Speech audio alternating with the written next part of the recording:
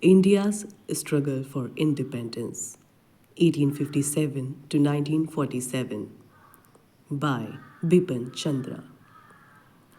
Chapter 1. The first major challenge, the revolt of 1857. It was the morning of 11th May 1857. The city of Delhi had not yet woken up when a band of sepoys from Meerut, who had defied and killed the European officers the previous day, crossed the Jamuna, set the tall house on fire, and marched to the Red Fort. They entered the Red Fort through the Rajghat gate, followed by an excited crowd to appeal to Bahadur Shah II, the Mughal emperor, a pensioner of the British East India Company who possessed nothing but the name of the mighty Mughals, to become their leader, thus give legitimacy to their cause. Bahadur Shah vacillated as he was neither sure of the intentions of the sepoys nor of his own abilities to play an effective role. He was, however, persuaded, if not coerced, to give in and was proclaimed the Shehenshah Hindustan. The sepoys then set out to capture and control the imperial city of Delhi. Simon Fraser, the political agent, and several other Englishmen were killed. The public offices were either occupied or destroyed. The revolt of an unsuccessful but heroic effort to eliminate foreign rule had begun. The capture of Delhi and the proclamation of Bahadur Shah as the Emperor of Hindustan gave a positive political meaning to the revolt and provided a rallying point for the rebels by recalling the past glory of the imperial city. The revolt at Meerut and the capture of Delhi was the precursor to a widespread mutiny by the sepoys and rebellion almost all over North India, as well as central and western India. South India remained quiet, and Punjab and Bengal were only marginally affected. Almost half the company's sepoy strength of 232,224 opted out of their loyalty to their regimental colors and overcame the ideology of the army, meticulously constructed over a period of time through training and discipline. Even before the Meerut incidents, there were rumblings of resentment in various cantonments. The 19th Navy Infantry at Behrampur, which refused to use the newly introduced Enfield rifle, was disbanded in March 1857. A young sepoy of the 34th Native Infantry, Mangal Pandey, went a step further and fired at the sergeant major of his regiment. He was overpowered and executed, and his regiment too was disbanded. The 7th Oath Regiment, which defied its officers, met with a similar fate. Within a month of capture of Delhi, the revolt spread to different parts of the country: Kanpur, Lucknow, Benares, Allahabad, Bareilly, Jagdishpur, and Jhansi. The rebel activity was marked by intense anti-British feelings, and the administration was invariably toppled. In the absence of any leaders from their own ranks, the insurgents turned to the traditional leaders of Indian society, the territorial aristocrats and feudal chiefs who had suffered at the hands of the British. At Kanpur, the natural choice was Nana Sahib, the adopted son of the last Peshwa, Baji Rao II. He had refused the family title and banished from Pune, was living near Kanpur. Begum Hazrat Mahal took over the reins, where popular sympathy was overwhelmingly in favor of the deposed Nawab. Her son Birjiz Qadir was proclaimed the Nawab, and a regular administration was organized with important offices shared equally by Muslims and Hindus. At Bareilly, Khan Bahadur, a descendant of the former ruler of Rohilkhand, was placed in command. Living on a pension granted by the British, he was not too enthusiastic about this and had in fact warned the commissioners of the impending mutiny. Yet, once the revolt broke out, he assumed that the administration, organized and army of 40,000 soldiers and offered stiff resistance to the British. In Bihar, the revolt was led by Kunwar Singh, the Jamidar of Jagdishpur, a 70-year-old man on the brink of bankruptcy. He nursed a grudge against the British. He had been deprived of his estates by them, and his repeated appeals to the entrusted with their management again fell on deaf ears. Even though he had not planned an uprising, he unhesitatingly joined the sepoys when they reached Arrah from Dinapur. The most outstanding leader of the revolt was Rani Lakshmibai, who assumed the leadership of the sepoys at Jhansi. Lord Dalhousie, the Governor General, had refused to allow her adopted son to succeed to the throne after her husband died and had annexed the state by application of the doctrine of lapse. The Rani had tried everything to reverse the decision. She even offered to keep Jhansi safe for the British if they would grant her wishes. When it was clear nothing was working, she joined the sepoys and, in time, became one of the most formidable enemies the British had to contend with. The revolt was not confined to these major centers. It has embraced almost every cantonment in the Bengal and a few in Bombay. Only the Madras army remained totally loyal. Why did the sepoys revolt? It was considered prestigious to be in the service of the company. It provided economic stability. Why then did the sepoys choose to forego these advantages for the sake of an uncertain future? A proclamation issued at Delhi indicates the immediate cause. It is well known that in these days all the English have entertained these evil designs. First, to destroy the religion of the whole Hindustani army, and then to make the people, by compulsion, Christians. Therefore, we solely on account of our religion have combined with the people and have not spared alive one infidel and have re-established the Delhi dynasty on these terms. It is certainly true that the conditions of service in the company's army and cantonments increasingly came into conflict with the religious beliefs and prejudice of the sepoys, who were predominantly drawn from the upper caste Hindus of the northwestern provinces and Oudh. Initially, the administration sought to accommodate the sepoys' demands. Facilities were provided to them to live according to the dictates of their caste and religion. But with the extension of the army's operation not only to various parts of India but also to countries outside, it was not possible to do so anymore. Moreover, caste distinctions and segregation within a regiment were not conducive to the cohesiveness of a fighting unit. To begin with, the administration thought of an easy way out: discourage the recruitment of Brahmins. This apparently did not succeed, and by the middle of the 19th century, the upper caste predominated the Bengal army, for instance.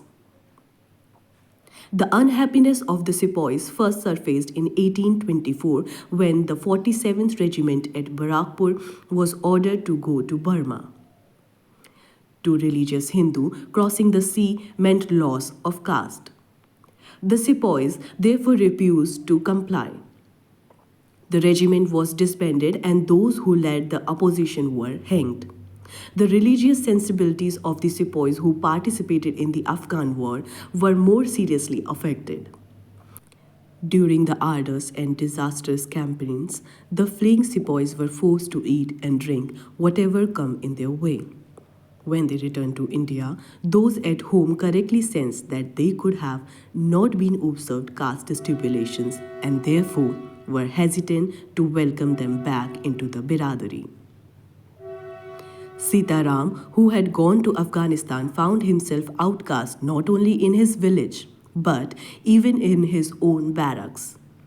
The prestige of being in the pay of the company was not enough to hold his position in the society. Religion and caste proved to be more powerful. The rumors about the government's secret design to promote conversions to Christianity further exacerbated the sepoys. The official missionaries' nexus gave credence to the rumors. In some cantonment, missionaries were permitted to preach openly, and their diatribe against other religions angered the sepoys. The reporters about the mixing of bones dust in atta and the introduction of Enfield rifle enhanced the sepoys' growing disaffection with the government. The cartilages of the new rifle had to be bitten off before loading, and the grease was reportedly made of beef and pig fat.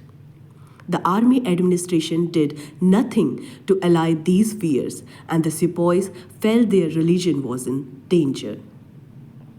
The sepoys' discontent was not limited to religion alone. They were equally unhappy with their emoluments. A sepoy in the infantry got 7 rupees a month.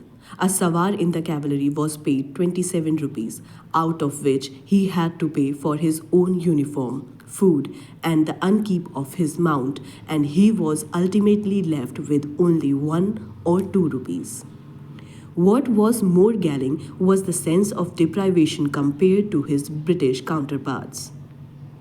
He was made to feel a subordinate at every step and was discriminated against racially and in matters of promotion and privileges.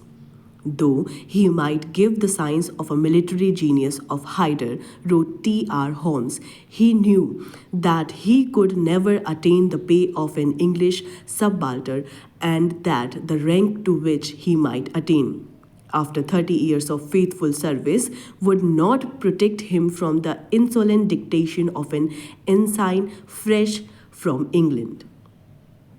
The discontent of the sepoys was not limited to matters military.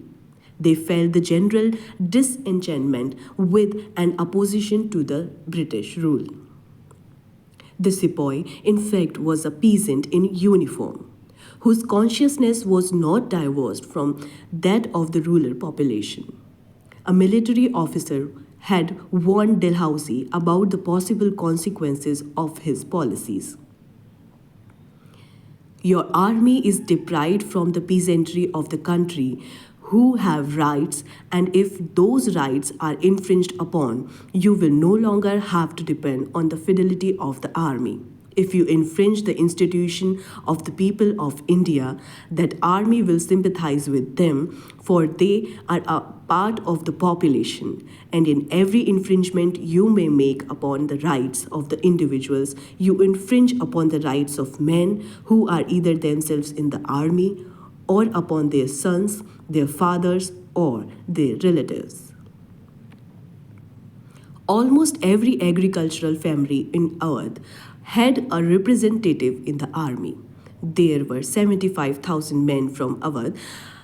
Whatever happened, there was of immediate concern to the sepoy. The new land revenue system introduced after the annexation and the confiscation of lands attached to charitable institutions affected his well-being. That accounted for the 14,000 petitions received from the sepoys about the hardships of the revenue system. A proclamation issued by the Delhi rebels clearly reflected the sepoys' awareness of the misery brought about by the British rule. The mutiny in itself, therefore, was a revolt against the British and thus a political act. What imparted this character to the mutiny was the sepoys' identity of interest with the general population.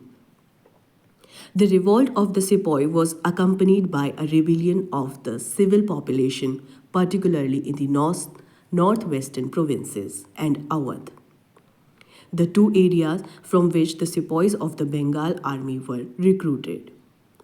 Except in Muzaffarnagar and Saharanpur civil rebellion followed by the revolt of the sepoys. The action of the sepoys released the rural population from fear of the state and control exercised by the administration. Their accumulated grievances found immediate expression, and they rose en masses to give vent to their opposition to the rule of the British. Government buildings were destroyed, the treasury was plundered, the magazine was sacked, barracks and courts' houses were burned, and prison gates were flung open. The civil rebellion had a broad social base embracing all sections of society. The territorial magnates, peasants, artisans, religious mendicants, and priests, civil servants, shopkeepers, and boatmen. The revolt of the sepoy thus resulted in a popular uprising. The reason for this mass upsurge has to be sought in the nature of British rule, which adversely affected the interest of almost all sections of society. Under the burden of excessive taxes, the peasantries become progressively indebted and impoverished. The only interest of the company was the realization of maximum revenue with minimum effort. Consequently, settlements were hurriedly undertaken, often without any regard for the resources of the land. For instance, in the districts of Bareilly in 1812, the settlement was completed in the record time, often months, with a dramatic increase of 14.73188 over the earlier settlement. Delighted by the increase, the government congratulated the officers for their zeal, ability, and indefatigable labor. It did not occur to the authorities that such a sharp and sudden increase would have disastrous consequences on the cultivators. Naturally, the revenue could not be collected without coercion and torture. In Rohilkhand, there were as many as 237 and 388 coercive collections during 1848 to 1856. Whatever the conditions, the government was keen on collecting revenue, even in very adverse circumstances.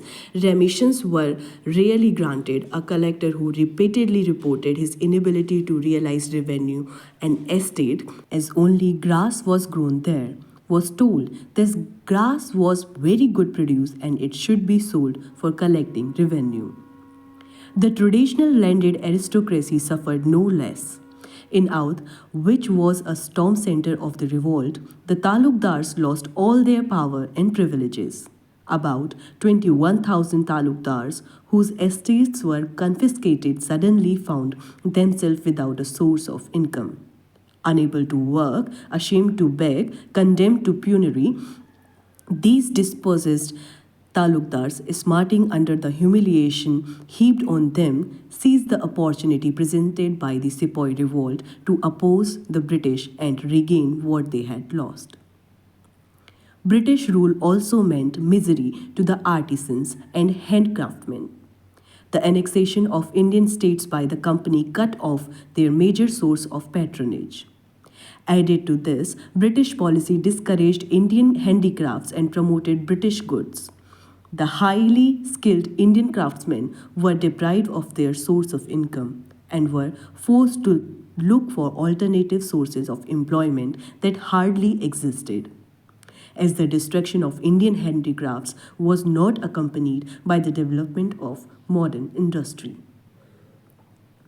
The reforming zeal of British officials under the influence of utilitarianism had aroused considerable suspicion, resentment, and opposition. The Orthodox Hindus and Muslims feared that through social legislation, the British were trying to destroy their religion and culture. Moreover, they believed that legislation was undertaken to aid the missionaries in their quest for evangelization. The Orthodox and religious, therefore, arrayed against the British. Several proclamations of the rebels expressed this cultural concern in no uncertain terms. The coalition of the revolt of the sepoys and that of the civil population made the 1857 movement an unprecedented popular upsurge. Was it an organized and methodologically planned revolt or a spontaneous insurrection?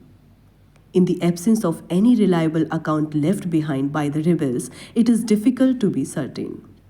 The attitude and activities of the leaders hardly suggest any planning or conspiracy on their part, and if at all it existed, it was an embryonic stage of the revolt. When the sepoys arrived from Meerut, Bahadur Shah seems to have been taken by surprise and promptly conveyed the news to the lieutenant governor at Agra. So did Rani Lakshmi Bai of Jhansi, who took quite some time before openly joining the rebels.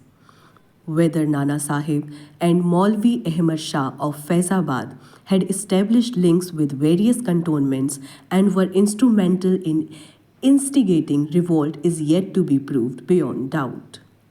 Similarly, the message conveyed by the circulation of chappatis and lotus flowers is also uncertain. The only positive factor is that within a month of the Meerut incident, the revolt became quite widespread. Even if there was no planning and organization before the revolt, it was important that it was done once it started.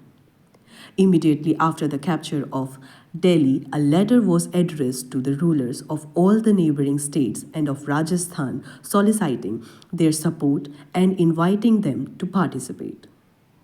In Delhi, a court of administrators was established which was responsible for all matters of state. The court consisted of 10 members, 6 from the army and 4 from the civilian departments. All decisions were taken by a majority vote. The court conducted the affairs of the state in the name of the emperor. The government at Delhi wrote a letter to the British officials seems to have been a sort of constitutional milocracy.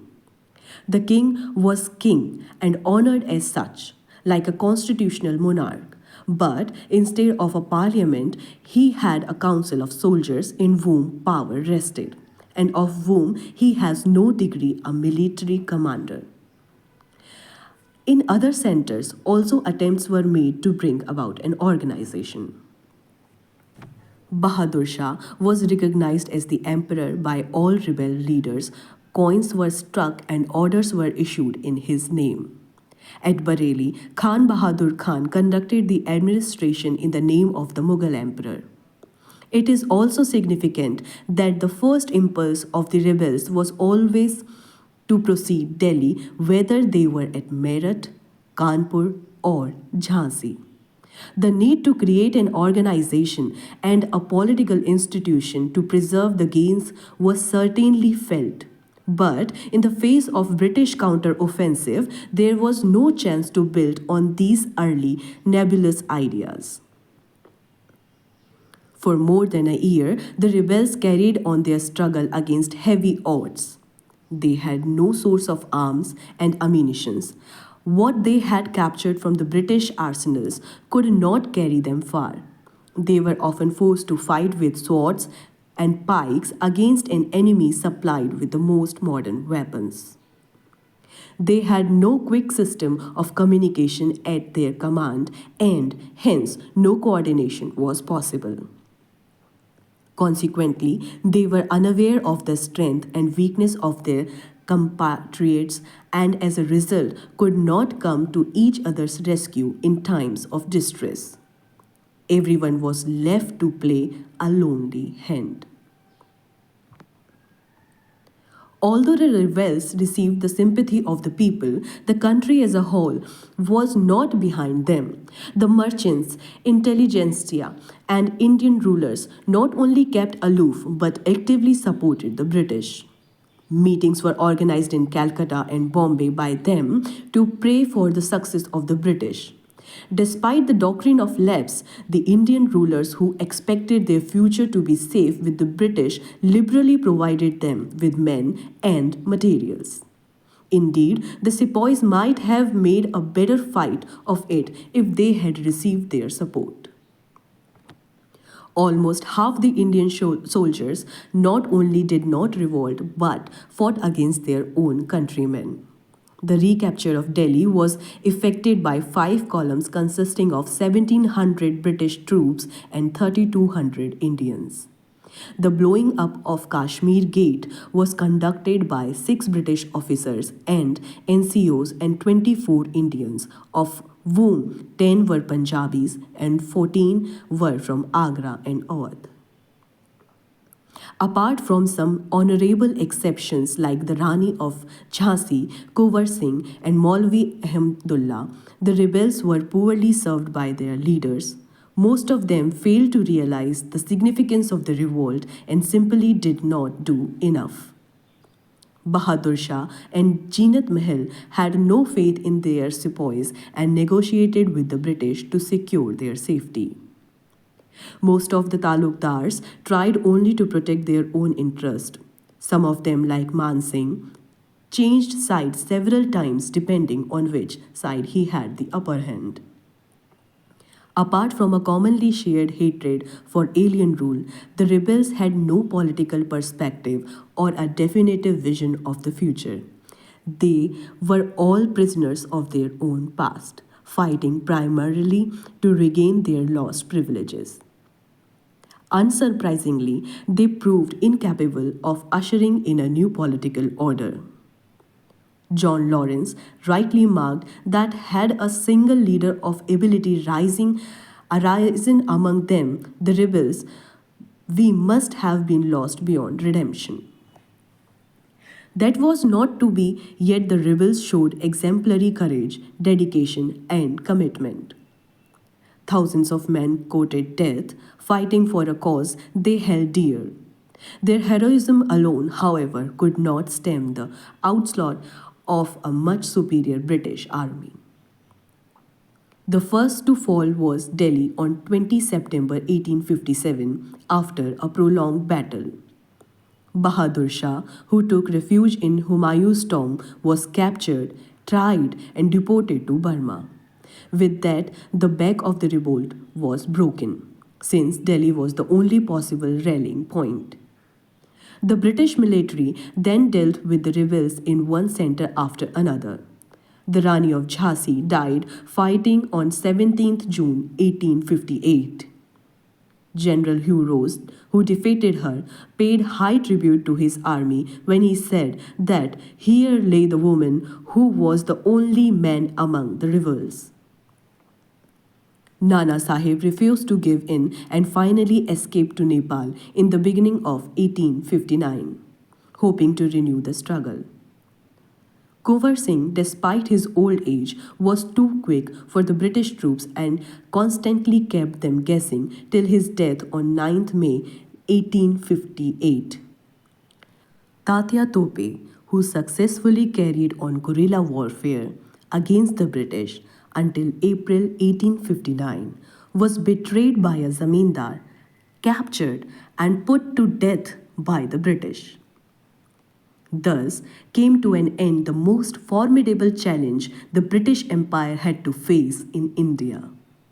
It is a matter of speculation as to what the course of history would have been had the rebels succeeded. Whether they would have put the clock back and resurrected and reinforced a feudal order need not detain us here, although that was not necessarily the only option. Despite the sepoys' limitation and weakness, their efforts to emancipate the country from foreign rule was a patriotic act and a progressive step. If the importance of a historical event is not limited to its immediate achievements, the revolt of 1857 was not a pure historical tragedy. Even in failure, it served a grand purpose, a source of inspiration for the national liberation movement, which later achieved what the revolt could not. End of chapter 1.